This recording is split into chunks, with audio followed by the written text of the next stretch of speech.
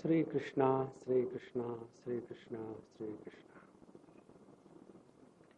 गुरुर्ब्रह्मा गुरुर्विष्णु गुरुर्देवो महेश्वरः गुरु साक्षात् परम ब्रह्म तस्मै श्री गुरवे नमः।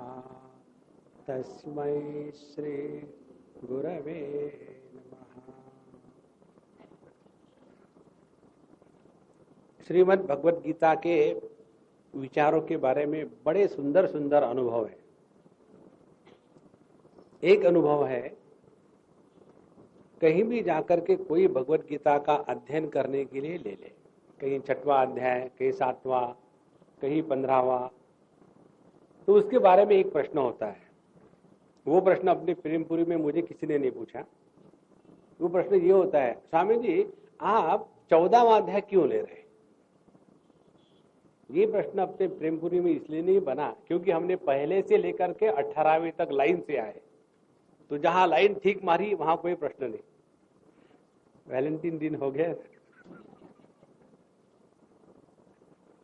और जहां एक आध बार जाते हैं साल में, और वहां जाने के बाद अब कोई ना कोई तो अध्याय लेना ही है।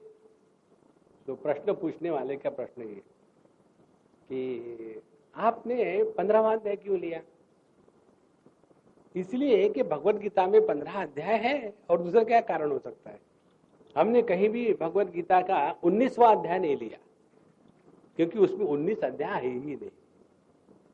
तो प्रश्न यदि हमको पूछने ही है तो उस प्रश्न के पीछे यदि थोड़ा चिंतन होवे तो उस प्रश्न में कुछ दम होता है। कई बार प्रश्न पूछने में एक केवल फॉर्मेलिटी हो जाती है। हमने आपको पिछले बार बताया था, हमको देख करके लोगों को अनेक प्रश्न उठते हैं। हमारा जो व्यक्तित्व है वो लोगों के मन में प्रश्न निर्माण करता है, और इसीलिए कुछ ना कुछ पूछना है तो पूछ लो। अर्जुन ने भी भगवत गीता में अनेक प्रश्न पूछे, और कई अध्याय ऐसे हैं कि जो अर्जुन के प्रश्न से प्रारंभ हुए, और कई अध्याय ऐसे हैं कि जो भगवान ने अर्जुन को बिना प्रश्न पूछे ही बताना शुरू कर दिया। इसके पीछे बहुत महत्व की बात है, हम सबको समझनी है। पहली बात यह है, जब तक कि कोई हमको सिंसियरली ना पूछे कभी भी उपदेश नहीं करना चाहिए। एक जो सभी माता पिता, दादा दादी, नाना नानी, पड़दादा पड़दादी, इनकी सबकी एक ही समस्या है कि स्वामी जी हमारे बच्चे हमारी बात मानते नहीं। कॉमन समस्या। इसका कारण ये है कि वो आपको प्रश्न पूछते नहीं, और फिर भी हम उनको उपदेश देने लग जाते हैं।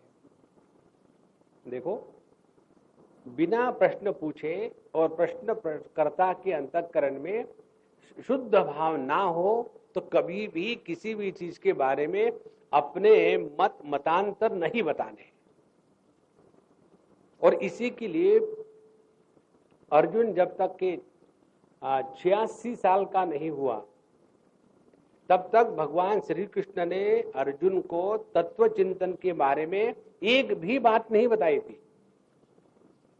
देखो, युद्ध के मैदान में भगवान की उम्र थी 89 ईयर्स और अर्जुन की उम्र थी 86 ईयर्स। बुढ़ाऊ थे दोनों, और झगड़े बुढ़ाऊ करते, बच्चे नहीं करते। देखो ना, यूपी का महाभारत टीवी पर आता है ना, तो ये जो झगड़े हैं ये बूढ़े ही लोगों का काम है, बच्चे प्रेम से रहते हैं। तो जब अर्जुन ने इतनी उम्र में जाने के बाद अपने सामने समस्या आई, उस समस्या के द्वारा प्रभावित हो गया, और प्रभावित होने के बाद उसने देखा कि अब अपनी बुद्धि यहाँ काम नहीं करती, तब जाकर के भगवान के सामने समर्पित हुआ, और समर्पित होने के बाद उसने प्रश्न पूछा। जो प्रश्न समर्पित व्यक्ति के द्वारा पूछा जाता है उसका उत्तर भिन्न होता है, और जो प्रश्न केवल पब्लिश करना है, इंटरव्यू, इसके लिए पूछा जाता है, उसका उत्तर भिन्न होता है।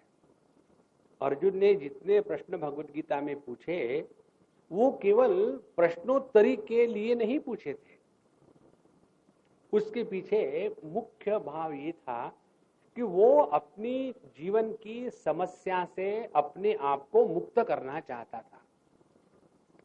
और जो जीवन की समस्या से मुक्त करना चाहता है वह व्यक्ति सिंसियर होता है, और जो सिंसियर होगा उसी को योग्य उत्तर मिलेंगे, सबको नहीं मिलेंगे। और इसलिए भगवत गीता में ये बात सबसे महत्व की है कि जब जब अर्जुन ने प्रश्न पूछे हैं उसके पीछे उसने विचार किया है। और पहले अध्याय में अर्जुन ने बिना विचार किए पहले अपना निर्णय ले लिया, उसके बाद विचार करना शुरू कर दिया।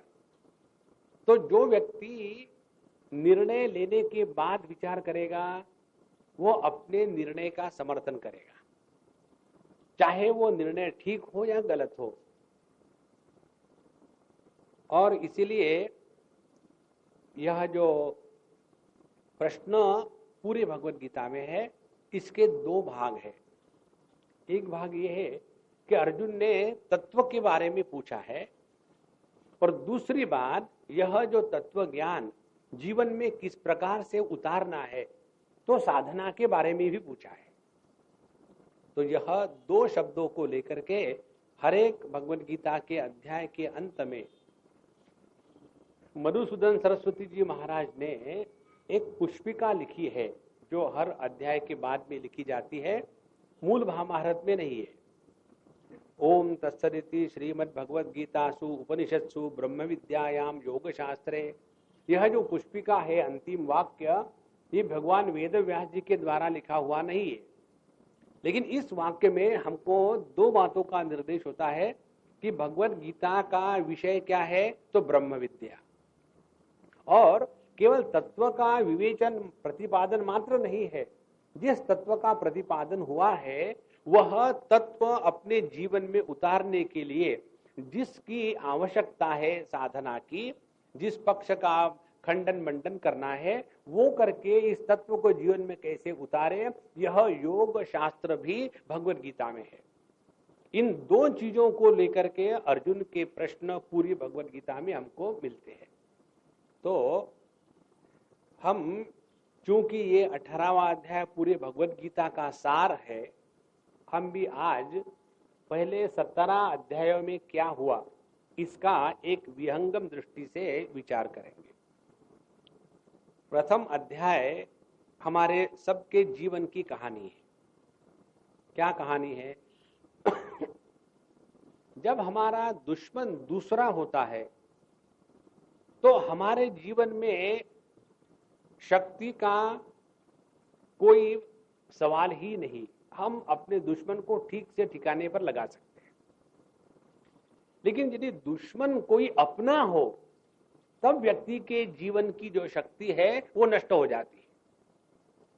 और हमारे सबके जीवन में जो समस्या है वो दूसरों के कारण नहीं है, अपनों के कारण है। हम दूसरे के बच्चे के कारण दुखी नहीं होते, हम अपने बच्चों के कारण दुखी होते हैं। हम दूसरे के पतियों के कारण दुखी नहीं होते हैं, हम अपने पतियों के कारण दुखी होते हैं। देखो, हम दूसरे पत्नियों के कारण दुखी नहीं होते, हम अपने पत्नी के कारण दुखी होते हैं। तो जितनी हमारे जीवन की समस्या है वो दूसरों के कारण नहीं, अपनों के कारण है। तो जो अपनों के कारण निर्माण की गई समस्या है उसका निर्णय इस भगवत गीता में हुआ है। अब देखो क्या समस्या थी हमारे जीवन में और अर्जुन के जीवन में। एक ही समस्या है, जहां मोह और ममता इन दोनों ने हमको अभिभूत किया, वहां हमने अपने जीवन के उच्च लक्ष्य का त्याग करके एकदम घटिया जीवन स्तर पर आ गए। देखो, मनुष्य जन्म जो हमको भगवान ने दिया है वो केवल तंबाकू रगड़ना, चूना खाना उसके लिए नहीं है, और बहुत सारी चीजें करनी है। लेकिन यदि हम अपने जीवन का लक्ष्य केवल इतना मात्र मानते हैं तो कभी भी जीवन में शांति प्रेम नहीं मिलेगा। और इसी को लेकर के अर्जुन की समस्या यह है कि उसने अपने जीवन को एक माइक्रोस्कोप से देखा। समस्या इस युद्ध के मैदान में मैं अपने दादा और गुरु को कैसे मारूं? क्या पूरा जीवन केवल एक विषय को, एक समस्या को लेकर के बर्बाद करना है? देखो, जिन जिन लोगों में डिप्रेशन आता है, जो जो लोग फ्रस्ट्रेटेड होते हैं, जो जो लोग आत्महत्या करते हैं, जो जो लोग अपने जीवन को बर्बाद करते हैं, दिल टूट गया है, वैलेंटाइन आया ही नहीं। तो ऐसे जो यूजलेस लोग हैं, उनके जीवन में एक कोई घटना ऐसी होती है कि जिसके कारण वो अपने पूरे जीवन को बर्बाद कर लेते हैं। लेकिन जीवन कोई एक घटना नहीं है, जीवन में अनेक घटनाएं हैं। अब अपने ही जीवन की एक कोई बचपन की घटना ले लो। आपको कुछ चाहिए था, पिक्चर को जाना था या कुछ वस्तु चाहिए थी, और उस समय आप अपने माँ बाप से बड़ा झगड़ा करके बैठे, मुझे चाहिए मुझे चाहिए, और आपको नहीं मिला। तो आप कितना गुस्सा करके उस समय ऐसे लगता था कि बस जीवन में कुछ बचा ही नहीं, अब तो मैं अपने आप को मार लूंगा। अब देखो ना, जो बच्चे आत्महत्या करते थे स्कूल में फेल होने के बाद, उनके जैसे कोई बेवकूफ नहीं, इसीलिए उन्होंने आत्महत्या करी, अच्छा ही किया। बेवकूफों की क्या जरूरत है जीने की? हम कल परसों आर.के. लक्ष्मण का इंटरव्यू पढ़ रहे थे। जब आ रहे थे न्यूज़पेपर में, उनको बेंगलोर में उनका सत्कार किया गया और उनके बारे में स्पष्ट लिखा है। वो स्कूल कॉलेज के drop outs, J school of arts वो पूरा नहीं कर पाए, उनको कहीं नौकरी नहीं मिली, उनको कहीं जॉब नहीं मिला, और आज इस जगत के वो सर्वश्रेष्ठ कार्टूनिस्ट है। देखो, यदि वो इसी चक्कर में फंसे रहते कि मैं अपनी डिग्री पूरी नहीं कर सका हूं, इसलिए तो अच्छा है कि मर जाऊं, तो मर ही जाते और कुछ नहीं होता। अपने जीवन की समस्या का समाधान आत्मविश्वास को जागृत करने से ही होता है, और जो व्यक्ति आत्मविश्वास जागृत करेगा उसी ने जीवन की समस्याओं के सर के ऊपर में पैर रख करके उससे ऊपर उठ गया है। ये बताने के लिए प्रथम अध्याय। हम में से जो जो व्यक्ति इस चीज का चिंतन करे, जीवन की एक आध घटना को लेकर के अपने जीवन को बर्बाद ना करे। बहुत सारा जीवन में करना है, और क्या करना है? एक ही बात करनी है। भगवान ने हमको निर्माण किया है उनका कार्य करने के लिए। हमको इस जगत में कोई प्रयोजन नहीं है। भगवत गीता का यही मैसेज है। हमको जीवन में क्या करना है इसका निर्णय वो लेंगे। फिर हमको क्या करना है? हमको अपने आप को फिट रखना है। तो मनुष्य होने के नाते अपने आप को शारीरिक, मानसिक और बौद्धिक तीन प्रकार से फिट रखो। अब देखो, हमको यदि कोई काम करवाना हो किसी से, तो हम किसके पास जाएंगे? जैसे आज ये हमारा सिनेमा वाला, वीडियो वाला आया नहीं, तो मुझे बाबू भाई ने फोन किया शाम को 4:30 बजे, स्वामी जी ऐसा प्रॉब्लम है, शादियां है, इसीलिए शादियों के सामने गीता क्या इम्पोर्टेंट है, इसीलिए उसने कहा कि मैं नहीं आऊंगा। तो हमारे शशिकांत महाराज है यहाँ, तो हमने कहा प्रभु परेशान होना हो तो चलो हमारे साथ। तो तुरंत वो अपना कैमरा लेकर के आ पड़े। अब ये जो कार्य हमने उनको दिया, इसके पीछे दो बातें हैं। एक बात यह है कि वो इस कार्य करने के लिए सक्षम है। देखो, हर एक को नहीं बताएंगे। रूपल मेरे साथ रोज आती है, उसको मैं कभी हाथ नहीं लगाने देंगे उसको, क्योंकि इस कार्य का वो नहीं कर सकती। देखो महत्व की बात। तो पहले हमको इस मनुष्य जीवन में आकर के अपने को बौद्धिक, मानसिक और शारीरिक दृष्टि से फिट रखना है। जब हम फिट होंगे तब भगवान हमारे माध्यम से अपने कार्य करवाएंगे। देखो दूसरी महत्व की बात,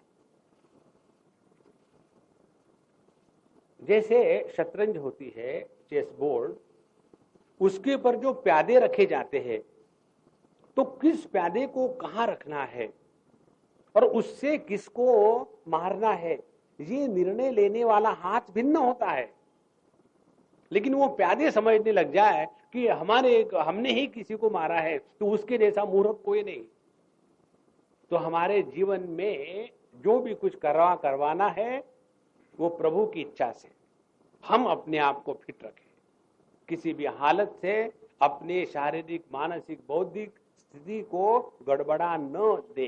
ये महत्व की बात है। अब ऐसी बात होने के बाद द्वितीय अध्याय में फिर दूसरा महत्व का विषय आता है। वो विषय ये है कि अर्जुन जब इस प्रकार से निर्णय ले लेता है कि मैं तो अब युद्ध के मैदान से वापस लौट के जाना चाहता हूं, सवाल ये है जाओगे कहां? देखो बहुत महत्व की बात है। इसको छोड़ो उसको पकड़ो, उसको छोड़ो उसको पकड़ो, हाउ लॉन्ग? जीवन में कुछ तो अंत होना चाहिए ना, क्योंकि जहां भी जाओगे वहां समस्या है अपने मन के कारण, वो मन तो आप नहीं छोड़ पाओगे। So wherever you go there you are the problem shooter.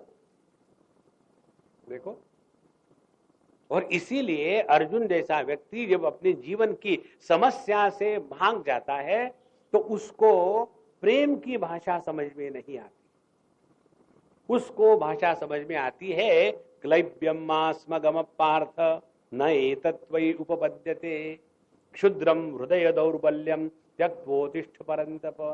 व्यक्ति के जीवन में कायरता प्रवेश तब करती है जब वो स्वार्थ से जीता है और स्वार्थ के लिए जीता है। देखो, और जिस व्यक्ति के जीवन से स्वार्थ समाप्त हो गया और जीवन में कुछ उच्च लक्ष्य के प्रति अपने आप को समर्पित कर दिया तो एक मोहनदास करमचंद का महात्मा ओवरनाइट हो जाता है। देखो, उन्होंने किया क्या?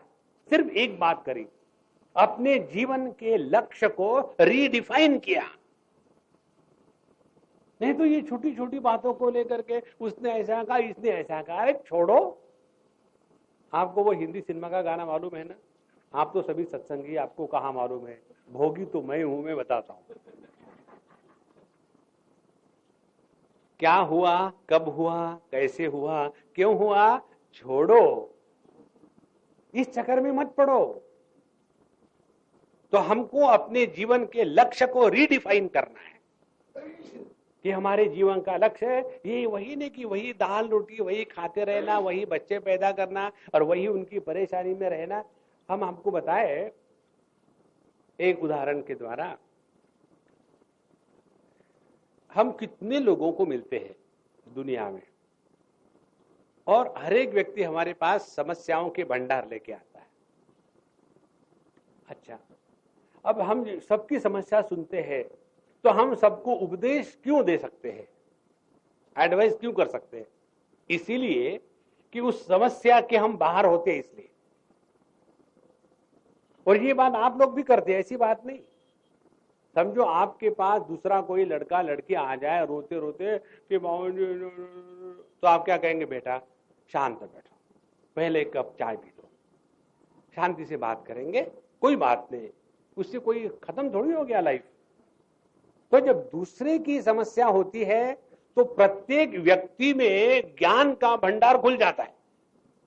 देखो, और जब अपनी समस्या होती है तो ज्ञान के भंडार को आग लग जाती है, वो बाहर नहीं आता। कारण क्या है? कारण यही है कि हम अपने जीवन की समस्या को योग्य प्रकार से उसकी तोलना, उसको नापना नहीं कर सकते। और ऐसा व्यक्ति जो मोह में पड़ा है उसको एक ही भाषा समझ में आती है, डंडे की भाषा। तो ध्यान से सुनना, जिस दिन हमारे जीवन में किसी समस्या ने बहुत पक्की पकड़ ली हो तो समझ लेना उस क्षण से मनुष्य के जीवन का लक्ष्य और दिशा बदल जाती है। और जिस दिन हमारे जीवन का लक्ष्य और दिशा बदल गई, साधुरेव समंतव्यः सम्यक व्यवसितो ही सहा, अपने को बदल करके जीवन को परिपूर्ण करने के लिए अपने जीवन को निछावर कर दो। एक दो उदाहरण दूं आपको। आप लोगों ने बाबा आमटे का नाम सुना होगा। पिछले बार हम गए थे, उनके वहां मिल के आए। बहुत बड़े संत महात्मा है, कितने उनको अवार्ड मिले। डॉक्टर है, उनके 2 बच्चे हैं। वो भी बच्चे उसी लेपर कॉलोनी में बचपन से बड़े हुए। उन्होंने भी उस लेपर लोगों की सेवा करी, वहां सब कार्य किया। और ये 2 बच्चे जो बड़े हुए, वो केवल अपने बाप के नाम के बल पर नहीं चल रहे हैं, उन्होंने फिर अपना कार्य शुरू किया। उनका एक जो लड़का है, वो गढ़चिरौली में और पहाड़ों में जंगलों में जाकर के वहां उसने इंडिपेंडेंटली काम शुरू कर दिया। और उसने जिस लड़की से शादी करी, उसको बताया, देखो मैंने अपने जीवन का लक्ष्य ये कर लिया है, यदि तुम चाहती हो कि कारों में घूमेंगे, आराम करेंगे, तो बेटर से नो। और वहां जाकर के वो अपने बंबई के पति पत्नी महाराष्ट्रियन, वहां जाकर के रात दिन जंगलों में रहते हैं और सबकी सेवा करते हैं। अब जो व्यक्ति, ध्यान से सुनना, दूसरों की सेवा में लगा है, उसके जीवन में स्वयं की जीवन की समस्या अपने आप भूल जाती है। इसीलिए जब भगवान देखता है कि अमुक अमुक व्यक्ति लायक है, तो उसके जीवन की दिशा को मोड़ देने के लिए उसके जीवन में थोड़े समय के लिए समस्या का निर्माण कर देता है। जिसके जीवन में समस्या का निर्माण होता नहीं, उसका जीवन कैसा है? ब्रेकफास्ट के लिए सैंडविच, सैंडविच का लंच, और डिनर में तो सैंडविच खाते ही। कोई लाइफ है? इसीलिए जीवन में सब रस होने जरूरी है। तो अपने जीवन को रसपूर्ण बनाने के लिए क्या चाहिए? तो जीवन में कष्ट समस्या आ गई, बहुत बढ़िया बात है। अब उससे निकलना कैसा? उससे निकलने की इंपॉर्टेंट टेक्निक, भगवान की हां में हां मिलाओ। जब जब हमने प्रभु की इच्छा का विरोध किया है, तब तक हमारे जीवन में दुख ने आक्रमण किया है। प्रभु की इच्छा का विरोध कभी ना करें। तो सवाल यह है कि भगवान की इच्छा क्या है? भगवान की इच्छा यह है, हमको भगवान ने जिस स्थान पर, जिस समय, जिस समस्या के साथ, जिन व्यक्तियों के साथ रखा है, वही सब हमारे आध्यात्मिक प्रगति के लिए आवश्यक है। बहुत सिंपल है। हम आपको धर्म की परिभाषा ऐसे नहीं बता रहे कि बाएं हाथ से मत उठाओ, दाहिने हाथ से मत उठाओ, खाना खाते समय दाहिना पैर ऊपर में, बायां नीचे हो, और जमीन पर बैठे गोबर से लत पिता हो चारों तरफ से, टेबल पर नहीं बैठना है, मिट्टी से हाथ धोने हैं, साबुन से हाथ धोने से अपवित्र हो जाते हैं। वो हम स्मृति शास्त्र का धर्म नहीं बता रहे, हम आपको हमारे कन्हैया का धर्म बता रहे हैं। भगवान कृष्ण ने जिस धर्म का प्रतिपादन किया है, वह स्मृतिकृत धर्म नहीं है, वह भागवत धर्म है। इसलिए द्वितीय अध्याय में भगवान ने अर्जुन को इस समस्या से बाहर निकाला कि अपने आप को बर्बाद मत करो, अपने जीवन के लक्ष्य को पहचानो। इन छोटी मोटी बातों में रहोगे तो अपने आप को बर्बाद करोगे। इसीलिए दूसरे अध्याय का हम, यदि टाइटल हमको देना हो तो हम कहेंगे, दूसरा अध्याय क्या है? कॉमन सेंस उपनिषद। बहुत बढ़िया कॉमन सेंस भगवान ने बताया है। मात्रा स्पर्शास्तु कौन्तेय शीतोष्ण सुख दुखदा आगमा अपाहिना अता अनित्यः तान तितिक्षस्व भारत। अपने जीवन की कोई भी घटना, कोई भी अनुभव, चाहे अच्छे हो बुरे हो, हमेशा नहीं टिकते। थोड़े समय के लिए आते हैं, थोड़े समय तक रहते हैं और फिर गायब हो जाते हैं। तो थोड़े समय पर रहने वाले अनुभूति को लेकर के यदि हम अपने पूरे जीवन को बर्बाद करें, तो इससे बढ़कर के बेवकूफी कुछ हो ही नहीं सकती। तो करें क्या? तितिक्षस्व भारत, सह लो। सहन करना बहुत बड़ी शक्ति है, बहुत बड़ी तपस्या है। देखो, हम लोग सुनते हैं भागवत में, पुराणों में, कि अमुक अमुक महात्मा तपस्या करने के लिए जंगल में चले गए। गर्मी के दिनों में चारों तरफ से आग सेका करके बीच में बैठते थे, जाड़े के दिनों में कपड़े खोल करके गंगा जी के ठंडे पानी में नहाते थे। ये तपस्या करने के लिए हमको कहीं जंगलों में जाना नहीं, पति पत्नी को साथ रहने दो, बहुत बढ़िया तपस्या है। पति के लिए तपस्या प्रोवाइड करने के लिए पत्नी का अवतार होता है, और पत्नी को ठिकाने पर लगाने के लिए हिटलर नाम का पति पत्नी को मिल जाता है। इस प्रकार से परस्परम भावयंता नहीं, परस्परम तापयंता श्रेय परम वापसत। देखो, तपस्या करने के लिए बाहर जाने की जरूरत है ही नहीं, केवल ये करना है, सहन कर लो, सहन कर लो। जितनी हमारी सहनशीलता बढ़ेगी उतना मन शांत रहेगा। और ऐसे शांत मन के लिए फिर भगवान ने उपदेश किया। उपदेश क्या किया? द्वितीय अध्याय का उपदेश। जब हम इस जगत का दर्शन अपने सापेक्षता के दृष्टि से करेंगे तो किसी भी समस्या का समाधान आपको कभी नहीं मिलेगा। आई रिपीट अगेन, कोई भी समस्या जो हमने सापेक्षता के दृष्टि से स्वीकार करी है उसका समाधान नहीं है। यदि हमको समस्या का समाधान करना है तो अपने दृष्टि को बदलना है। और दृष्टि कौन सी? वह दृष्टि जिस दृष्टि से भगवान इस दुनिया को देख रहे हैं, उसी दृष्टि से यदि हम दुनिया को देखना प्रारंभ करें तो जिस प्रकार से भगवान इस दुनिया के सुख दुख के ऊपर उठ के बैठते हैं, उसी प्रकार से हम भी अपने जीवन के सुख दुख से ऊपर उठ के बैठेंगे। अपने दृष्टि के परिवर्तन को बताने के लिए द्वितीय अध्याय में भगवान ने सांख्य योग का उपदेश किया है। और इस उपदेश को करने के बाद इस उपदेश को जीवन में उतारना भी है। ऐसे नहीं कि उपदेश करके दूसरों को कर दिया तो वो केवल उपदेश पासन हो जाएगा, लेकिन अपने जीवन में नहीं आएगा। इसके लिए क्या करना है, यह भगवान ने फिर द्वितीय अध्याय में बताया कि सापेक्षता के दृष्टि का त्याग करके संपूर्णता के दृष्टि से जीवन को जीने के लिए हमको भगवान ने जहां जिस स्थान में, जिस हालत में, जिस काम के लिए रखा है उसको जीवन में सिंसियरली करो। The foundation of the philosophy of karma in Bhagavad Gita is duty oriented lifestyle. प्रत्येक व्यक्ति अपने अधिकार की बात ना करे। जब हम हर एक बार अधिकार की बात करेंगे तो कभी भी हमको तत्व का दर्शन नहीं होगा। और इसीलिए इस अधिकार के चक्कर में महात्मा जी, महात्मा जी आप इधर से करो, डिस्टर्ब मत करो, लेट आगे डिस्टर्ब कर रहे, और इधर हो जाओ। हाँ, शुरू कर दो सिनेमा। नारायण। अच्छा, तो फिर हम अपने सापेक्षता की रिलेटिव परसेप्शन को हटा करके संपूर्णता की निरपेक्ष दृष्टि को कैसे जागृत करें? तो पहला सिद्धांत, take your duties as your right.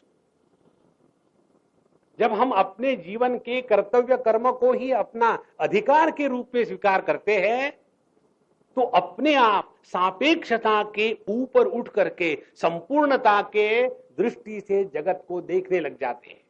देखो, इसको समझ लो ठीक से। जैसे हम लोग सब यहां आए, हम बोल रहे हैं क्योंकि वक्ता है। हमारे उत्तर प्रदेश में वक्ता नहीं होता, बताया ना, वहां वक्ता होता है। और श्रोता भी नहीं होता, सोता होता है। तो वक्ता बक रहा है, श्रोता सो रहा है। आनंद ही आनंद है, दुख का सवाल ही नहीं। तो यहां जब हम दो इकट्ठे होके बैठे हैं, अब देखो, हम यदि ये कहे कि ये हमारा अधिकार है कि सभी के सभी सुनने वाले टाइम से आ जाए और सुने, सोए नहीं। अब इसको हम क्या कर सकते? कुछ नहीं कर सकते, केवल चिल्ला ही सकेंगे। उसी प्रकार से आप लोग ये कहे ये हमारा अधिकार है, हम इतना दूर से दौड़ भाग के आए महात्मा जी का प्रवचन सुनने के लिए, भगवत गीता की तो बात छोड़ दी, वे अपनी ही टांग हाँक रहे, तो ये हमारे अधिकार का अतिक्रमण है, आपका हम पर कोई अधिकार नहीं। देखो तो क्या होगा, केवल झगड़ा ही झगड़ा होगा। तो करना क्या है, यदि हम अपनी ड्यूटी करें, चाहे आप समय पे आओ न आओ, कुर्सियां तो है ही, वो तो कहीं जा नहीं सकती। तो यदि हम अपने समय पर आकर के भगवत गीता की सेवा करने का जो हमने व्रत लिया है वो पूरा कर दे, और आपने अपने तरफ से समय पर आने की चेष्टा करें और समय पर आकर के सिंसियरली सुने, जीवन में उतारे। यदि आपने अपना कर्तव्य पूरा कर लिया तो ये हमने अपना और आपने अपना कर्तव्य पूरा किया, तो दोनों को एक दूसरे के राइट मिल गए। देखो जब ये करेंगे तब जाकर के हम अपने परिच्छिन्नता का त्याग करके परिपूर्णता की तरफ आ जाएंगे। देखो बहुत बहुत महत्व की बात। लेकिन होता क्या है, कल परसों मुझे एक लेटर आया कहीं से, स्वामी जी हमने आपको टीवी पर देखा, बड़ा अच्छा लगा, बड़ा अच्छा लगा, लेकिन एक समस्या है। समस्या क्या? सेम समस्या।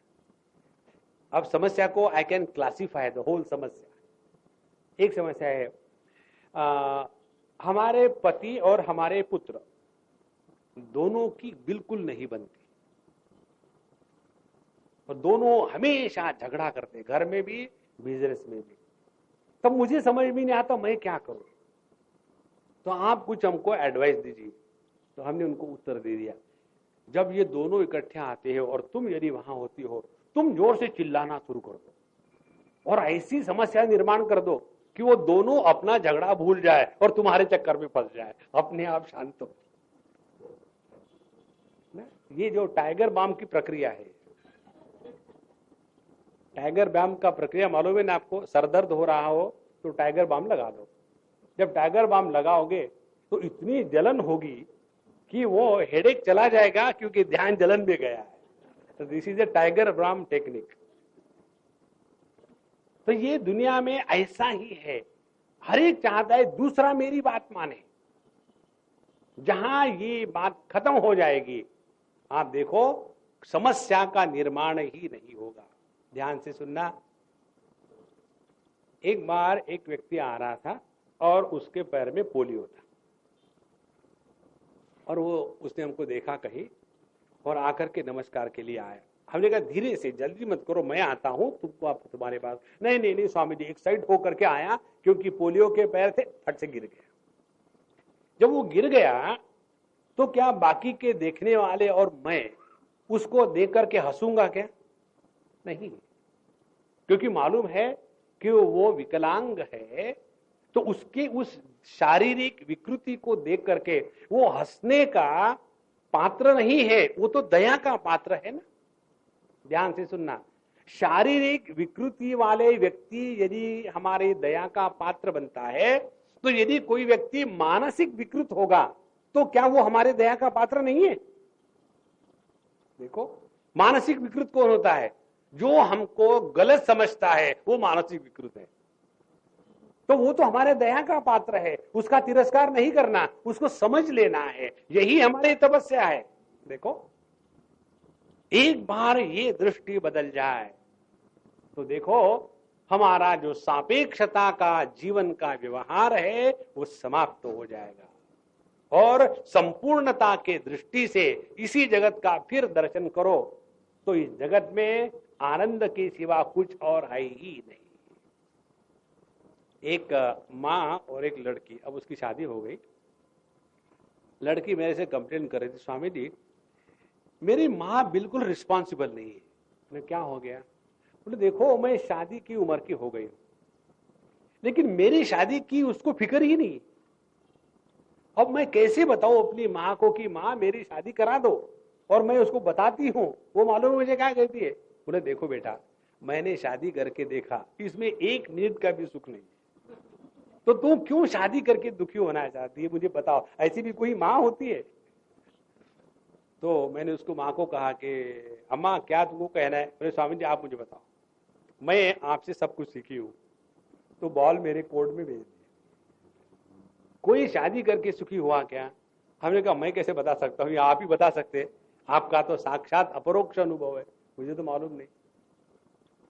अब देखो, जहां व्यक्ति अपने इन छोटी मोटी चीजों से निकल करके संपूर्णता की स्तर पर आ जाएगा तो जगत का दर्शन भिन्न होगा। इस दृष्टि को बदलवाने के लिए प्रारंभ कहां से करना है? कर्मण्येवाधिकारस्ते मां फलेषु कदाचन मां कर्म फल हेतुर्भुः मां ते संघा अस्तु अकर्मणि। ये सिद्धांत का प्रतिपादन किया।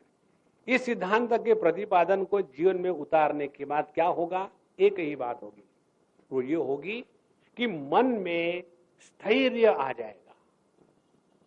स्थित प्रज्ञस्य का भाषा समाधिस्तस्य केशव। अर्जुन पूछता है, जिसकी बुद्धि, जिसका ज्ञान कभी डावाडोल नहीं होता, ऐसे व्यक्ति के लक्षण क्या है? ऐसे व्यक्ति के लक्षण ये है कि वह व्यक्ति किसी भी समस्या को लेकर के अपने मन के संतुलन को नहीं टूटने देता। हमारे सबके जीवन की सबसे बड़ी शक्ति है मन का समत्व, और जब तक कि ये मन का समत्व महत्व का है ये समझ में नहीं आएगा, तब तक हम सब कुछ करेंगे लेकिन अपने मन को सुधारने का प्रयत्न नहीं करेंगे। तो द्वितीय अध्याय का सिद्धांत है समत्वम योग उच्यते।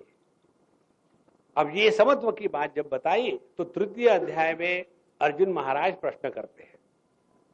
प्रश्न क्या है? प्रश्न यही है कि यदि आप मन के समत्व की बात करते हो तो भगवान हमको ये युद्ध के जैसे घोर कर्म में क्यों लगा रहे हो? माने हम लोगों की आध्यात्मिक जीवन प्रणाली की रूपरेखा क्या है? आध्यात्मिक जीवन माने बाबा जी के जैसे आराम से बैठे और आराम से कार से आ जाए, सभी लोग हमको आदर देवे और बैठ करके इधर उधर की गप हाके, हाँकने के बाद लोग दक्षिणा चढ़ावे और बढ़िया खाने को देवे, और कितना बढ़िया जीवन है। इसके लिए यदि हम बाबा जी होना चाहते हैं तो कभी ये मिलेगा नहीं।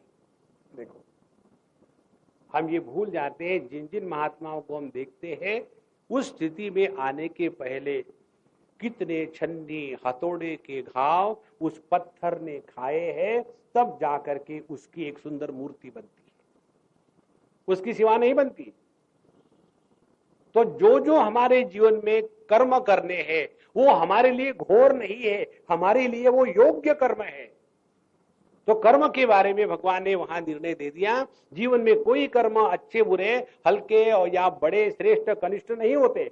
तो करना क्या है? अपने जीवन के प्रत्येक कर्म को ईश्वरार्पण बुद्धि से करना है, अच्छे करना है, सिंसियरली करना है। इसी को कहते हैं कर्मयोग। देखो, यज्ञार्थात कर्मणोन्यत्र लोकोयम कर्म बंधनः तदर्थम कर्म कौन्तेय मुक्त संग समाचर। जो कर्म परमात्मा को अर्पण नहीं करके किए जाते हैं वो कर्म बंधन का कारण बनते हैं, और जो कर्म यदि परमात्मा को अर्पण करके करे, लेकिन यदि परमात्मा को अर्पण करना है तो कैसे भी अर्पण करना है। हाँ, आप ये दुकानदार के पास चले जाओ और उनको कहना, भाई सुपारी देना आधा किलो। किसके लिए चाहिए? खाने के लिए कि पूजा के लिए? दोनों सुपारी के भाव अलग है। पूजा की सुपारी 10 पैसे की 5 किलो और खाने की सुपारी 10 ग्राम के 50 रुपए।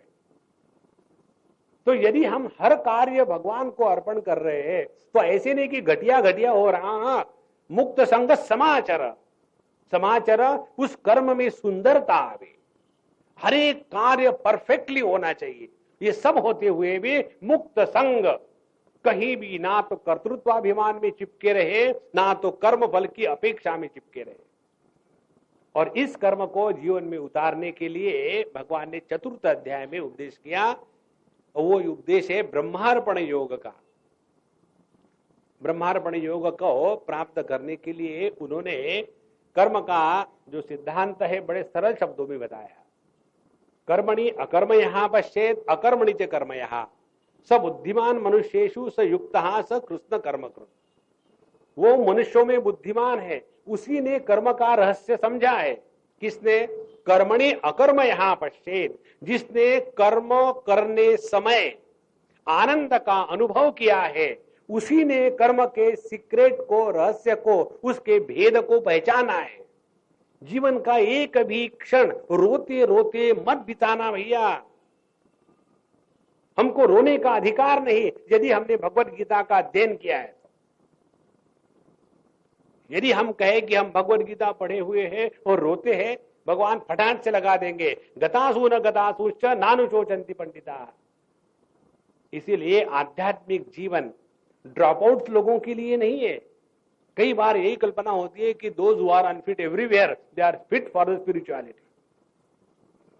हमको हमेशा एक अम्मा हमारी याद आती है इलाहाबाद की। हमको बड़ा आनंद आया उनके साथ। उनका एक लड़का 28 साल का, एकदम बकवास, यूजलेस, गुड फॉर नथिंग। उन्होंने मुझे बताया, स्वामी जी मेरा लड़का इतना बेकार है, समझ में नहीं आता क्या करूं, आप उसको अपने आश्रम में ले जाओ। माने आश्रम में ये सब भर्ती करने का पागल खाना है क्या?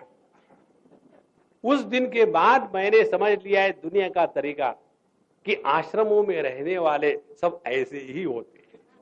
तो मैंने फिर आश्रम से अपने आप को छुटवा लिया है। ना आश्रम है, ना कहीं जाना, ना कहीं बैठना। देखो महाराज, आध्यात्मिक जीवन का तात्पर्य है कर्मणि अकर्म यहां पश्चेत। अकर्म का तात्पर्य है परमात्मा, और परमात्मा है आनंद स्वरूप। जिसने कर्म करते समय आनंद का अनुभव किया है, उसी ने कर्म के सिद्धांत को समझा है और जीवन में उतारा है। रोते रोते कुछ मत करना, रोना भी है तो हंस के रोना। देखो कैसा जीवन में आनंद आता है। नहीं तो हमारे रोने में भी नाटक ठीक से नहीं होता। तो कर्मणि अकर्म यहां पश्चेत, और अकर्मणि च कर्म यहां। तो यदि हम ये बात सोचे कि देखो हमने इतना किया इसीलिए सब परेशानी हो गई, ठीक है हम कुछ करेंगे ही नहीं, कुछ करेंगे नहीं, यही सब कुछ करना है। देखो, निकम्मा होके बैठना भगवान को मंजूर नहीं है। तो दो बातें कर्म की बताई, निकम्मा होकर के ना रहे, और दूसरी बात, जो हमारे कर्तव्य कर्म करने हैं प्रेम से करो, आनंद से करो। देखो इस दुनिया में जो लोग अपने पास आते हैं ना ज्ञान के लिए, कोई रिस्क नहीं है इसमें, सत्य है। कोई भी अपने पास ज्ञान के लिए नहीं आता, लोग आते हैं प्रेम के लिए। और ये प्रेम जागृत तब होगा कि जब आपके हृदय में उपस्थित परमात्मा जो आनंद स्वरूप है वो हर कार्य में बाहर अभिव्यक्त होगा। देखो, जो प्रसन्न व्यक्ति है वो द्वेष नहीं कर सकता, बहुत महत्व की बात है। जो दुखी आदमी है वही द्वेष करता है। साधु संत किसी से द्वेष क्यों नहीं करते? क्योंकि उनके लिए वह संभव ही नहीं है। जिसने हृदयस्थ आनंद को पहचान लिया है वो द्वेष नहीं कर सकता। द्वेष करने के लिए दिल में दुख चाहिए। जितना आदमी ज्यादा दुखी होगा उतना ज्यादा द्वेष करेगा। इसीलिए कर्म का ये सिद्धांत चतुर्थ अध्याय में प्रतिपादित करने के बाद उसको जीवन में कैसे उतारे, तो ब्रह्मार्पण योग बताया। ब्रह्मार्पणम ब्रह्महवि ब्रह्माग्नौ ब्रह्मणाहुतम ब्रह्मैव तेन गंतव्यम ब्रह्म कर्म समाधिना। जिसने कर्म में ही परमात्मा की अभिव्यक्ति देखी है उसी ने कर्म के सिद्धांत को समझ लिया है। ब्रह्म कर्म समाधि। तो प्रत्येक कर्म हमको समाधि के माध्यम से, समाधि का अर्थ परमात्मा भी होता है। तो जिस व्यक्ति ने प्रत्येक कर्म में परमात्मा की अभिव्यक्ति और परमात्मा की अनुभूति, इन दोनों को देखा है, उसी व्यक्ति ने कर्म के सिद्धांत को परमात्मा के साथ जोड़ दिया। तो इस सब का निचोड़ क्या निकला? इस सब का निचोड़ ये निकला कि जो कर्म हमको भगवान के साथ जोड़ते हैं वो कर्म योग, और जो कर्म हमको दुनिया के साथ जोड़ते हैं वो कर्म भोग और कर्म रोग। सिंपल सिंपल परिभाषा, कोई कठिन नहीं। अब ये होने के बाद 5वें अध्याय में भगवान ने बताया ये करने के लिए सबसे बड़ी आवश्यकता ये है कि अपने अंतःकरण में कर्म के करने के पहले जिस कर्तृत्वाभिमान की निष्पत्ति होती है उस कर्तृत्वाभिमान का त्याग कर दे। तो कैसा त्याग कर दे? पहले प्रारंभ कर दे झूठ मूठ। नैव किंचित करोमीति युक्तो मन्येत तत्वविद। ये अभ्यास करें। और ये अभ्यास करने की एक प्रक्रिया हमारे निसर्गदत्त महाराज ने बताई, बड़ी सुंदर प्रक्रिया है। वो बताते हैं, बोलते समय पैसिव वॉइस में बोलो। पैसिव वॉइस और एक्टिव वॉइस अंग्रेजी के शब्द है व्याकरण के, जिसको कहते हैं अपने संस्कृत में कर्मणि प्रयोग और कर्तरी प्रयोग। कर्तरी प्रयोग में जो कर्ता है उसका महात्म्य है। मैंने आम खाया, इसमें मैं का महात्म्य है। और इसी वाक्य को दूसरे प्रकार से बोला जाता है, आम मेरे द्वारा खाया गया, तो उसमें आम बन जाता है महत्व, खाने वाला बन जाता है गौण। तो अपने जीवन में कर्म का प्राधान्य हो, करने वाले का प्राधान्य नहीं हो। देखो, नैव किंचित करोमीति, भगवान ने भी 9वें अध्याय में इसी प्रकार का प्रयोग किया है। मया ततमिदम सर्वम जगत अव्यक्त मूर्तिना, मैं जो अव्यक्त मूर्ति हूं, ऐसे मेरे द्वारा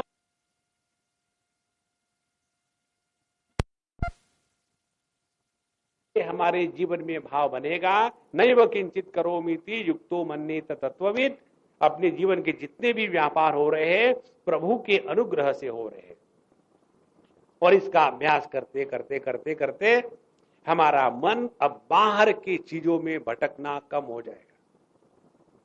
और जब हमारा मन बाहर की चीजों में भटकना कम हो जाएगा, ऐसे साधक के लिए ध्यानाभ्यास की प्रक्रिया 5वें अध्याय के आखिरी 2-3 श्लोकों से लेकर के 6वें अध्याय में भगवान ने पूर्ण कर। भगवान वहां कहते हैं 5वें अध्याय के अंत में जाकर के, स्पर्शान कृत्वा बहिर्बाह्यान चक्षुश्चैवांतरे भ्रुवो हो, सभी विषयों के जो संबंध है उसको बाहर के बाहर रखे और मन को समाहित करके मन को परमात्मा चिंतन में लगा देवे और फिर उस परमात्मा को पहचाने। किसको? वहां भगवान ने 2 प्रकार से भगवान का वर्णन किया है। पहले, भोक्तारम यज्ञ तपसा सर्वलोक महेश्वरम सुहृदम सर्वभूतानाम ज्ञात्वा माम शांति मृच्छति। यदि अर्जुन तुमको अपने जीवन में शांति चाहिए तो 2 स्थानों पर भगवान को पहचानो। पहला स्थान है जब हमारे जीवन में तपस्या होती है, जब हम अपने जीवन के कठिनाइयों को भगवान के अनुग्रह के रूप में धारण करके कठिनाइयों से हंसते हुए चेहरे से अपने जीवन को बिताते हैं, तो उस तपस्या में परमात्मा की अभिव्यक्ति है। तपो, यही तपस्या है। और यज्ञ क्या है? यज्ञ है जब हम दूसरों की सेवा करेंगे और उस सेवा के कारण किसी के भी हृदय को हमारे व्यवहार के कारण 2 क्षण के लिए शांति, प्रेम, आनंद मिल जाए, तो हमने उस परमात्मा की उपासना करी है प्रत्येक व्यक्ति के हृदय में।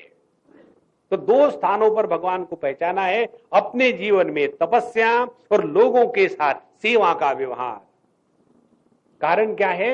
वही सर्वलोक महेश्वरम, वही सभी लोगों का, सभी लोग का अर्थ है अनुभूति का क्षेत्र। सभी अनुभूति के क्षेत्रों में यही सिद्धांत है, अनुभव करने वाला और अनुभूत वस्तु, ये दोनों भी एक ही परमात्मा की अभिव्यक्ति है। 15वें अध्याय में भगवान ने बताया है, द्वाविमो पुरुषो लोके क्षरश्चाक्षर एवच। एक ही पुरुष 2 प्रकार से अभिव्यक्त होता है, क्षर अनुभूति का क्षेत्र और अक्षर अनुभव करने वाला। तो यदि एक ही परमात्मा 2 प्रकार से अभिव्यक्त हो रहा है तो उसको पहचाने, वही सर्वलोक महेश्वरम है। और ऐसा जो भगवान है सुहृदम सर्वभूतानाम, वो हमारा अपना है, दोस्त है। देखो, कन्हैया के साथ दोस्ती करने में मन को हिचकिचाहट नहीं होती। राम जी के साथ दोस्ती करने में जरा ऐसा लगता है, नहीं वो अपना फैमिली पोर्ट्रेट के साथ बैठे हुए थे। हम आज सुबह भागवत की कथा कर रहे थे, वहां एक बड़े अच्छे संत की बात को याद आई। उन्होंने अपनी एक बात बताई थी। बोले, स्वामी जी बड़ा मजा आ रहा है, हम वहां कौन सा 15वां अध्याय ले रहे थे शायद भगवत गीता का, तो कह रहे थे स्वामी जी हमारे सामने बड़ी समस्या है। क्या समस्या है? समस्या ये है कि हमारे माँ बाप जो थे वो भगवान राम के भक्त थे दोनों। उनका नाम भी था, हमारे पिताजी का नाम था रामलाल जी और हमारे माँ का नाम था सीता रानी। दोनों मर गए, हमने दोनों के नाम से राम सीता का मंदिर बना दिया। अब मंदिर तो बना दिया, पूजा सब कुछ हो रही है, लोगों ने हमको वहां का महंत भी बना दिया, सब कुछ कर दिया। सवाल ये है हमारे मन में कृष्ण के प्रति जितना सहज आकर्षण है राम के प्रति होता ही नहीं, करूं क्या? समस्या आ गई। हमने कहा ऐसी कोई बात नहीं, राम में भी सब कुछ है, ऐसा क्या? बोले नहीं। हमने कहा कि तुम कैसे कहते हो कि राम में सब कुछ नहीं है? फिर उन्होंने बताया देखो व्यक्ति की बुद्धि कैसे काम करती है। उन्होंने बताया राम ने सबको परेशान किया है। कैसे? बचपन से होकर के हर एक को, इसको परेशान उसको परेशान। उसके बाद कई का बीच में प्रसंग आया, बाप को परेशान, जंगल में गए पत्नी को परेशान, वहां गए रावण को परेशान, वापस आने के बाद सीता को फिर परेशान। जीवन में इतनी उन्होंने परेशानी बांटी है कि अभी भी अयोध्या में मंदिर होवे कि नहीं परेशानी चली रही।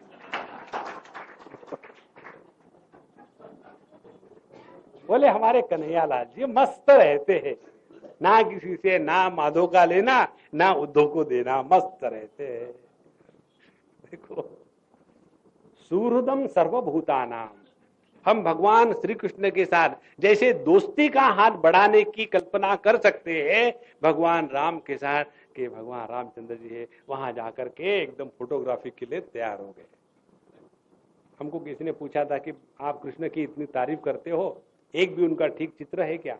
हमारे राम जी देखो, पति पत्नी भाई और हनुमान जी, कैसे बढ़िया लगता है, कमरे में लगाने के जैसा फोटो। हमने कहा देखो कृष्ण के लिए संभव नहीं, 16,108 कहां रहोगे? एक हो तो बात अलग है। सुहृदम सर्वभूतानाम, कन्हैयालाल के साथ जो दोस्ती का संबंध बहुत आसानी से हो सकता है। ज्ञात्वा माम, इस परमात्मा को मैं के रूप में पहचानो। जब इस परमात्मा को मैं के रूप में पहचानेंगे तब शांतिम, तब जीवन में शांति आएगी। ध्यान से सुनना, जगत के बारे में कैसा भी और कितना भी विचार करो, आपको अशांति के सिवा कुछ नहीं मिलेगा। परमात्मा के बारे में थोड़ा भी विचार प्रारंभ करो, आपको जीवन में शांति गारंटी से मिलेगी। बड़ा सरल सरल तत्व है। ऐसा जिस व्यक्ति ने अपने मन को पहले 5 अध्यायों में शांत कर लिया है, ऐसे व्यक्ति के लिए 6वें अध्याय में आकर के ध्यानाभ्यास की प्रक्रिया है। और ये हम पहले 5 अध्याय पूरे नहीं करेंगे और सोचेंगे कि डायरेक्टली जाकर के मेडिटेशन करेंगे, तो वो मेडिटेशन नहीं, मेडिटेशन का कार्टून होता है। इसलिए 6वें अध्याय में आकर के भगवान फिर अपने इस कर्म के विषय को आगे बढ़ाते हुए कहते हैं कि यदि हम अपने जीवन में इस कर्म के सिद्धांत को ठीक से उतारेंगे, तब जाकर के हम सन्यासी कहो या योगी कहो कहने के अधिकारी होंगे। तो सन्यासी योगी कौन है? भगवान श्री कृष्ण के शब्द है। उन्होंने कहा अनाश्रितः कर्मफलम कार्यम कर्म करोति यहाँ स सन्यासी च योगी च न निरग्नि न च अक्रियः। सन्यासी योगी का तात्पर्य बाहर के मेकअप से नहीं है। हम लोग जो होते हैं ना बाबा जी लोग, ब्यूटी पार्लर मेड बाबा, एक विशेष प्रकार का रंग होगा। हम अभी गए थे जयपुर में 15 दिन पहले, और बहुत ठंड है जयपुर में। तो जब हम मिडिल ईस्ट में जाते हैं, मिडिल ईस्ट में ये कपड़े अलाउ नहीं है, तो वहां हम वो पूरा जो उनका गाउन होता है वैसा गाउन पहनते हैं। और वुलन का शूटिंग ले लो तो वुलन के शूटिंग में ये कलर कहीं नहीं मिलता, क्योंकि इसका सूट पहन करके कौन शादी में जाए, इसीलिए ये रंग का मिलता है। तो हमको उन्होंने कहा स्वामी जी क्या कह रहे हैं, कोई भी ले लो, हमको चलता है, हमको कोई फर्क नहीं पड़ता। तो उन्होंने ग्रे कलर का ऐसा कुछ भी डार्क कॉफी कलर का एक बड़ा लेकर के हमको एक बहुत बड़ा कफनी बना दिया। और जब हम कफनी पहन करके लेक्चर के लिए गए तो ये हमेशा का रंग था नहीं, कफनी यहाँ तक बंदी हुई और बढ़िया हम गए अपना सॉक्स पहन करके स्मार्ट बन करके गए। जब लेक्चर हो गया नीचे आए तो एक सज्जन बड़े गंभीरता से हमारे पास है, स्वामी जी आपने रंग बदल दिया। हमने कहा कि दुनिया में रंग बदलती ही है, ये दुनिया का ही नाम ऐसा है। नहीं, बोले सन्यासियों को तो दूसरा कपड़ा पहनना अलाउ नहीं है। हमने कहा सन्यासियों को कपड़ा पहनना अलाउ नहीं है, दूसरे का सवाल कहाँ है, लेकिन ये तो पब्लिक के लिए पहनना पड़ता है। देखो सन्यासी का तात्पर्य कपड़े से नहीं है, सन्यासी का तात्पर्य किस प्रकार की माला पहनते उससे नहीं है, सन्यासी का तात्पर्य किस प्रकार के चिन्ह धारण करते उस पर नहीं है। भगवान के शब्द है अनाश्रितः कर्म फलम कार्यम कर्म करोति। किसी भी प्रकार के कर्म की फल की अपेक्षा न रखते हुए जो अपने जीवन के प्रत्येक क्षण को जो जो कर्तव्य है उसको प्रेम से और आनंद से निभाता है, वह सन्यासी है। भगवान को चाहे आप गृहस्थ रहो, चाहे आप ब्रह्मचारी रहो, चाहे वानप्रस्थ रहो, चाहे सन्यासी रहो, भगवान को निकम्मा व्यक्ति पसंद नहीं। हमको निकम्मा होकर के रहने का कोई अधिकार नहीं है। इसलिए ये तत्व को प्राप्त करने के लिए पहले अपने आप को प्यूरिफाई करना है, पवित्र करना है। तो पहले जो 6 अध्याय है भगवत गीता के, हमको इसको बताने के लिए है कि हे जीव, हे व्यक्ति, पहले अपने आप को बदले, अपने आप को सुधारे। तो भगवत गीता का पहला 6 अध्याय का पहली ओवर, भगवत गीता 6 बॉल होते हैं ना एक ओवर में, तो पहले 6 अध्याय जो है वो इसलिए है कि हमको अपने जीवन में अपने आप को सुधारना है। अपने आप को सुधारना है माने क्या? अपने आप को सुधारना है माने अपने अंतःकरण का निर्माण करना है। जो व्यक्ति जगत में कार्य करते समय अंतःकरण का निर्माण करता है वह धर्म के अनुसार चल रहा है, और जो व्यक्ति जगत में कार्य करके जगत को सुधारना चाहता है वो लेबर है, वो केवल श्रमिक है, उसने धर्म में प्रवेश नहीं किया है। ये बहुत बहुत आवश्यक बात है। ये कहने के लिए पहले 6 अध्याय, और इस 6 अध्याय में भगवान ने ध्यान की प्रक्रिया विस्तार से बताई, और ये सब का परिणाम ये बताया कि ऐसा व्यक्ति अपने जीवन में सुखेन ब्रह्म संस्पर्शम अत्यंतम सुखमश्नुते, वो अपने जीवन में प्रत्येक क्षण उस आनंद स्वरूप परब्रह्म परमात्मा के साथ एक रह करके मस्त मस्ती में रहने लग जाता है। और उसकी मस्ती क्या है? मस्ती ये नहीं है कि जीवन में स्वच्छंदता आ गई हो। ध्यान से सुनना, भगवत गीता की मस्ती स्वच्छंदता का जीवन नहीं है। भगवत गीता की मस्ती है आत्मौपम्येन सर्वत्र समम पश्यति अर्जुन सुखम वा यदि वा दुखम स योगी परमो मतः। परम योगी वो है कि जिसके जीवन में समत्व की सिद्धि हो गई है।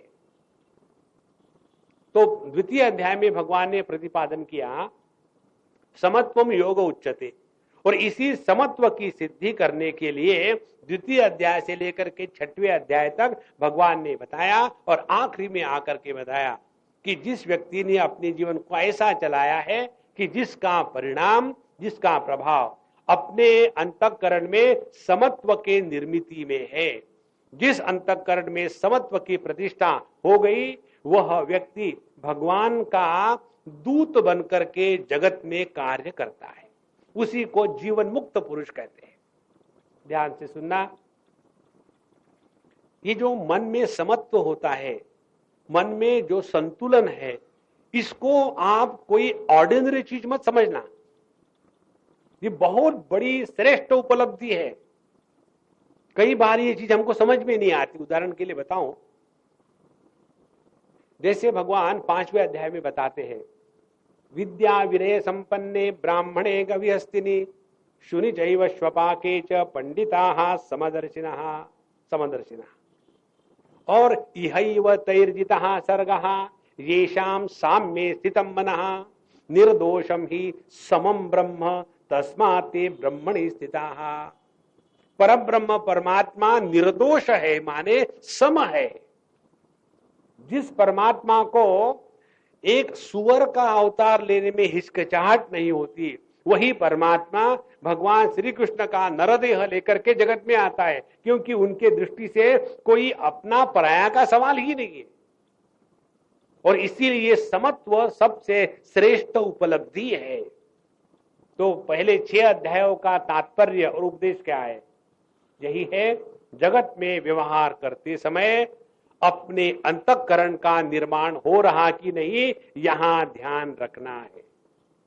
और अंतःकरण का निर्माण कैसे हुआ? अंतःकरण का निर्माण तब हुआ जब हम इस जगत में व्यवहार करते समय अपने मन के संतुलन को नहीं खोने देते। इस मन के संतुलन समता को लेकर के भगवान के बारे में एक कथा आती है महाभारत में, ये भागवत में नहीं आती कथा। जब परीक्षित जी महाराज पैदा हुए, मरे हुए, तो उत्तरा जी ने जाकर के भगवान कृष्ण से कहा कि अब इनको आप ही जिला सकते हो, नहीं तो ये वंश नष्ट हो जाएगा। उस समय भगवान कहते हैं कि यदि मेरे मन में कौरव और पांडव इन किसी के भी प्रति विषमता की भावना नहीं होगी, माने समत्व की भावना होगी, तो उस समत्व के शक्ति को लेकर के यह मुर्दा बालक जिंदा हो जाएगा, और वो हो जाता है। देखो, समत्व को साधारण मत समझ लेना, ये अप्रतिम उपलब्धि है साधना जीवन की। इसीलिए सुखम वा यदि वा दुखम सयोगी परमो मतः, ये समत्व कहां कहां आता है? 3 स्थानों में। एक तो जीवन में आने वाले सुख दुख को लेकर के समत्व की पहली स्थिति। दूसरी समत्व की स्थिति, लोग हमको मान देवे या अपमान करे, दूसरी स्थिति। और तीसरी स्थिति, जब हम जगत के साथ व्यवहार करते हैं तो हमारा लाभ हो रहा है या हानि हो रही है। ये 3 स्थानों पर यदि हम अपने जीवन के समत्व को बना के रखें तो समझ लेना हमने भगवत गीता के पहले 6 अध्याय ठीक से पूरे किए हैं और अन्यथा नहीं। अब जब ये सवाल आता है कि हमको अपने जीवन में समत्व को लाना है, तो अर्जुन के जैसे हमारे सबके मन में एक प्रश्न आता है, ये तो बहुत कठिन है स्वामी जी। तो कहना क्या चाहते हो? कठिन है? हाँ कठिन है। तो नहीं, आपके लिए तो ठीक है, आप सन्यासी है, बेकार है, गुड फॉर नथिंग, आपके लिए ठीक है समत्व को लाना, लेकिन हम तो गृहस्थ है ना, माने हमारे लिए, हमारे उद्धार के लिए, हमारे मोक्ष के लिए, गृहस्थों के लिए 95% रिजर्वेशन होना चाहिए। जब जिस देश में, जिस समाज में रिजर्वेशन पॉलिसी होगी, उस देश का, उस समाज का कभी भला नहीं होगा। हम अपने लायकी के अनुसार प्राप्त करें। जिस व्यक्ति में ये अस्मिता होती है वो कभी भी ऐसी वस्तु को स्वीकार नहीं करेगा। एक बहुत बड़े संत हो गए, उनके जीवन की ये कथा है।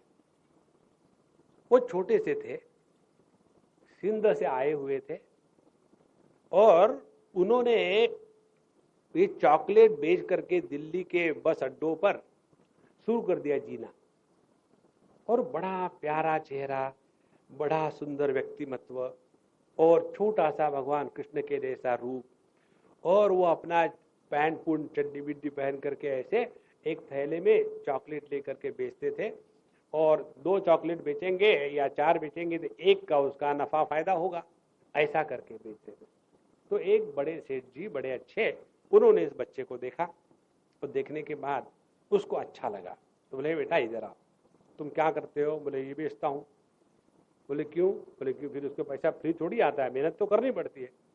बोले कोई बात नहीं, 1 रुपया ले लो मेरे तरफ से। बोले चॉकलेट कितने दूं? बोले चॉकलेट मत देना, 1 रुपया रख लेना। बोले रुपया रख लो अपना, आप भीख मत देना हमको। देखो छोटा बच्चा 5 साल, आप कहो कि 1 रुपए की चॉकलेट दे दो, मैं दे देता हूं, लेकिन बिना मेरे से कुछ लिए 1 रुपया फ्री में दोगे, हम नहीं लेंगे। ये अस्मिता जिस अंतःकरण में जागृत है वही व्यक्ति जीवन में कुछ प्राप्त कर सकता है। देखो इसीलिए ये मत कल्पना करना कि हम किसी बाबा जी के पास जाएंगे और बाबा जी के पास जाने के बाद फिर वो हमको टच कर देंगे, टच करने के बाद एकदम समाधि लग गई। कब तक के? जब तक के बाथरूम नहीं आती तब तक के। जो समाधि बाथरूम के कारण टूटती है, ये समाधि क्या काम की?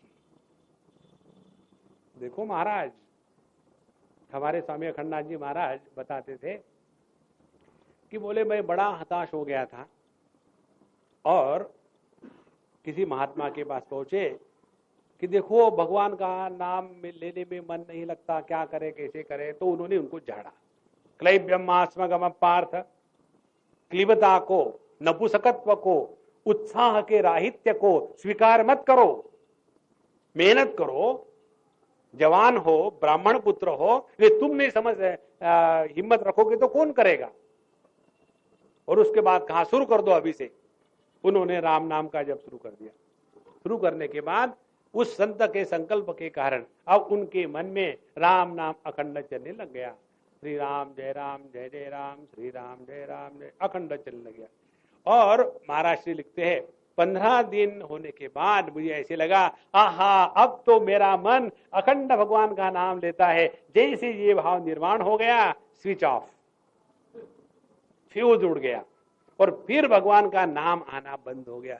फिर पहुंचे महात्मा जी, पिछले 15 दिन तो हमने नियम से, एकाग्रता से अखंड भगवान का नाम लिया, लेकिन आज फिर नहीं हो रहा। तो महाराज ने कहा कि देखो बेटा, ये जो तुमने नाम लिया ना, ये मेरे संकल्प के कारण लिया, दूसरों के संकल्प से साधना नहीं होती। अपने जेब में जब पैसा होता है तब उसको अमीर कहते हैं। भीख मांग करके अमीरी नहीं होती, भीख मांग के अमीरी अमेरिकन स्टाइल होती। देखो बहुत आवश्यक है। तो यदि हमको इस समत्व को प्राप्त करने के लिए, मन को नियंत्रण में लाने के लिए कठिनाई होती है, हाँ कठिनाई है, सरल नहीं है, तो करें क्या? भगवान बताते हैं अभ्यासेन तु कौन्तेय वैराग्येण च गृह्यते। अभ्यास करो, अपने मन को जगत के ईंट पत्थरों से, जगत की समस्या से, छोटी मोटी चीजों से ऊपर उठाओ। कैसे मन नियंत्रण में नहीं आएगा? अपने हृदय में रहने वाले उस आत्मविश्वास को जिसने जागृत किया है वह साधक है। साधना का तात्पर्य अपने आत्मविश्वास को जागृत करे। जिसका अपने पर विश्वास नहीं, उसका भगवान पर विश्वास नहीं रह सकता। बहुत महत्व की बात है। जिसके अपने जेब में पैसे नहीं है वो दूसरों को दान नहीं दे सकता। इसीलिए भगवान कहते हैं अर्जुन को, देखो अर्जुन, रोना धोना बंद कर दो कि ये बड़ा कठिन है। चंचलम ही मन कृष्ण प्रमाथि बलवदृढ़म ए तस्याहम निग्रहम मन्ये वायोरिव सुदुष्करम। बड़ा कठिन है, हाँ कठिन है। फिर फ्री में चाहिए क्या? मेहनत करो। और फिर क्या मेहनत है? यही है अभ्यासेन तु कौन्तेय वैराग्येण च गृह्यते। ये होने के पश्चात फिर भगवान 7वें अध्याय से नए प्रसंग को प्रारंभ करते हैं। और इस प्रसंग में भगवान बताते हैं कि जितनी हमारी साधना है, 6वें अध्याय का अंतिम श्लोक, जितनी हमारी साधना है उस साधना की परिणति, माने हमारे वैयक्तिक जीवन की जो प्रणाली है उसका कंक्लूजन, उसकी परिणति यदि भगवान के प्रति भक्ति और जगत के प्रति प्रेम जागृति के रूप में नहीं हुई तो हमने साधना के नाम पर केवल उटपटांग कार्य किया है, साधना करी ही नहीं। ध्यान से सुनना, बहुत महत्व की बात है। यदि हमारी साधना ठीक रही तो हृदय में प्रभु के प्रति प्रेम जागृत हो जाता है, और यदि हमारी साधना ठीक हो गई है तो हम सबको अपना स्वीकार करते हैं। फिर उसने अपना पराया कोई नहीं है, और जब हम सबको अपना स्वीकार करते हैं तो हमको किसी के कारण कष्ट या दुख नहीं हो सकते। और ये बताने के लिए भगवान ने 6वें अध्याय के अंतिम में योगी की परम निष्ठा को बताया है। योगी नाम अपनी सर्वेशाम मद्गते नांतरात्मना श्रद्धावान भजते यो माम समय युक्त तमो मतः। तो सभी योगियों में श्रेष्ठ योगी वो है कि जो श्रद्धा से मेरा भजन करता है, और जिस भगवान का वह योगी भजन करता है उस भगवान का रूप वर्णन नाम उनकी सब विस्तार से चर्चा 7वें अध्याय से लेकर के भगवान ने 12वें अध्याय तक 6 अध्यायों में की है। अभी 6 अध्याय में भगवान ने तत्व का प्रतिपादन कैसे किया। पहली बात, इस संपूर्ण तत्व को जानने के लिए 4 तत्वों को जानना जरूरी है। जगत क्या है, जीव क्या है, जीव जगत का नियंत्रण करने वाला ईश्वर क्या है, और जीव जगत और ईश्वर इन तीनों का अधिष्ठान क्या है। ये 4 चीजों का विवरण भगवान ने 7वें अध्याय में बताया। पहले उन्होंने अपरा प्रकृति की दृष्टि से बताया, भूमि रापो नलो वायु खम मनो बुद्धि रेवच इत्यादि करके ये अष्टधा अपरा प्रकृति है, जीवभूता परा प्रकृति है, इन दोनों का नियंत्रण करने वाला ईश्वर है, और जो पर ब्रह्म परमात्मा है वो मत्तहा परतरम नान्यत किंचित अस्ति धनंजय। हे धनंजय, मेरा ना तो कोई कारण है ना कार्य है, ना तो मेरे जैसा कोई है, तो ये संपूर्ण जगत केवल मेरी ही अभिव्यक्ति है। जैसे सोने के धागे में सोने के मणि पिरोए हुए हो, ऐसा तत्व का निरूपण उन्होंने कर दिया। इसको समझने के लिए उन्होंने बताया कि ये समझने के लिए 4 प्रकार के जो सुकृति है, जिन्होंने अपने जीवन को धर्म के अनुसार भक्ति के अनुसार चलाया है, उनके जीवन में कोई भी समस्या को लेकर के पहले याद आती है परमात्मा की। देखो, यदि हमने धर्म का जीवन जिया है तो जीवन की प्रत्येक घटना हमको भगवान की याद दिलाती है। तो कौन सी घटना है हमारे जीवन में? हमारे जीवन में 4 प्रकार की घटनाएं होती है, जिसको यहां भगवान बताते हैं कि चतुर्विधा भजन्ते माम जना सुकृतिनोर्जुन आर्तो जिज्ञासुर अर्थार्थी ज्ञानी च भरतर्षभ। तो 4 प्रकार के लोग हैं जिनके जीवन में आरती आ गई, या तो फिर जिज्ञासा या जगत की कुछ प्राप्ति की इच्छा, या तत्व को जानने की पहचानने की जिज्ञासा। ये 4 चीजों को लेकर के जो भगवान को याद करता है वही मेरा भक्त है। और जो दुष्कृति है वो भी 4 प्रकार के है, मूढ़ा नराधमा माया अपहृत ज्ञाना और आसुरम भावमाश्रिता। ये जो दुर्बुद्धि है, आसुरी है, जो अत्यंत बुरे प्रकार के लोग हैं, वो मुझे स्मरण नहीं करते। और इस सब से निकलने का तरीका यही है, दैवी हेषा गुणमयी मम माया दुर्तया माम एव ये प्रपद्यन्ते मायाम एताम तरन्तिते। तो मेरी जो दैवी माया है, इसको तैरना पार करना सबके बस की बात नहीं है। तो बढ़िया से बढ़िया बात यही है कि हम भगवान के प्रति समर्पित हो जाए। और ध्यान से सुनना, भगवान के प्रति समर्पण का अर्थ क्या है? पहला भगवान के प्रति समर्पण का अर्थ है, जैसा हम ट्रैफिक रूल्स के प्रति समर्पित है, माने क्या है? उसका जप करते क्या? हमेशा गाड़ी को बाएं तरफ से चलाना, हमेशा गाड़ी को बाएं तरफ से चलाना नहीं, उसका जप नहीं करते। वो जो ट्रैफिक के नियम है उसको अपने जीवन में उतारते, तब हमने ट्रैफिक के नियमों का आदर किया है, उसके प्रति समर्पित हो गए। उसी प्रकार से भगवान के प्रति समर्पित होना माने भगवान ने हमको जिस स्थान पर जो कर्म करने के लिए जिस परिस्थिति में रखा है वो अपना धर्म है, यह स्वीकार करके अपने जीवन को धर्म के अनुसार चलावे।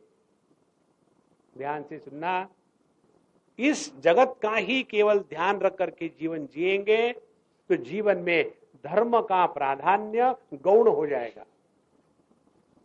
धर्म का प्राधान्य जीवन में तब आता है कि जब हम अपने इस जीवन को मृत्यु और जन्म इनके परे भी स्वीकार करते हैं तब। तो जो भी हमको इस जीवन में आज मिल रहा है अच्छा बुरा, उसके पीछे हमारे ही पिछले जन्मों के कर्म है। और इसीलिए हमको किसी को भी अपने जीवन के दुख के लिए बदनाम करने का, कोसने का कोई अधिकार नहीं है। और यदि ये सत्य स्वीकार किया तो दूसरा इसका तात्पर्य है हम अपने अगले जन्म को सुधारने के लिए इस जन्म में ऐसा धर्म के अनुसार जीवन जिएंगे कि हमारा अगला जन्म ठीक से होवे। ध्यान से सुनना। इसीलिए हम सबको ये बात हमेशा ख्याल में रखनी है, अपने अगले अवतार की हमको तैयारी करनी है। आपको समझो यहां से जाना है बड़ी तीर्थ यात्रा के लिए कैलाश मानस सरोवर, तो कितनी तैयारी करेंगे? सोने के लिए क्या चाहिए, खाने के लिए क्या चाहिए, दवाइयाँ कौन सी लेनी है और कितने इंजेक्शन लेने हैं, कहाँ से सर्टिफिकेट लेने हैं, वीसा लेना है, पासपोर्ट चाहिए, क्या नहीं, कितनी तैयारी करेंगे। जब वो तैयारी पूरी होगी, परफेक्ट होगी, तब आप जाकर के वहां जाओगे और भगवान की इच्छा होगी तो कैलाशवासी होगे। वहां बहुत कम लोग मरते हैं, वहां कौन इकट्ठा करेगा भीड़, मुंबई ठीक है। अच्छा महाराज, यदि हमको तीर्थ यात्रा में जाने के लिए इतनी तैयारी करनी पड़ती है तो अगला जन्म हमको यदि सुधारना है तो ये जन्म में रह करके अगले जन्म की तैयारी करो बाबा। और अगले जन्म की तैयारी कैसी होगी? ये तब होगी कि जब हमारे जीवन में जो भी हम कुछ कर रहे हैं उसके द्वारा परमात्मा का स्मरण बना रहे हैं। ये करने के लिए भगवान ने 7वें अध्याय से 12वें अध्याय तक भक्ति का प्रसंग चलाया है।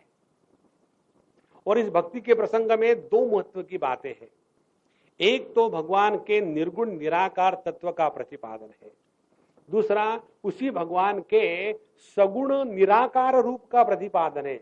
सगुण निराकार कौन सा है? जो इस जगत को माया की उपाधि धारण करके इसके सृष्टि स्थिति और लय ये कार्य में लगा हुआ है, यह भगवान का सगुण लेकिन निराकार रूप है।